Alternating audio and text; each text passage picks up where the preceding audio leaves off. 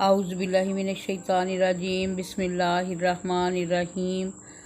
अस्सलामुअलैकुम वरहमतुल्लाहि वबरकातुहू। स्टूडेंट्स, आज हम लोग 9th क्लास की किताब की गज़ल नंबर 3 दिल नादां तुझे हुआ क्या है, जो कि गालिब मिर्ज़ा गालिब की है, उसकी गज़ल की तशरीह करने जा रहे हैं। ये शेर नंबर 1 दिल नादां तुझे हुआ क्या है, आखिर इस दर्द की दवा क्या है, ये उस शेर की तशरीह है। और ये शेर नंबर 2 हम हैं मुश्ताक और वो हैं बेजार, या इलाही ये माजरा क्या है, और शेर नंबर 3 की तशरीह है। और ये शेर नंबर 4 हमको उनसे वफ़ा की है उम्मीद, जो नहीं जानते वफ़ा क्या है, ये उसकी तशरीह है।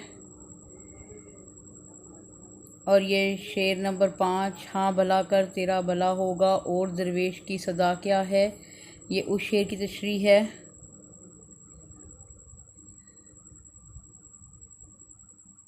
और ये शेर नंबर 6 जान तुम पर निसार करता हूँ, मैं नहीं जानता कि दुआ क्या है, और मैंने माना कि कुछ नहीं गालिब, मुफ्त हाथ आए तो बुरा क्या है, ये उस शेर की तशरीह है।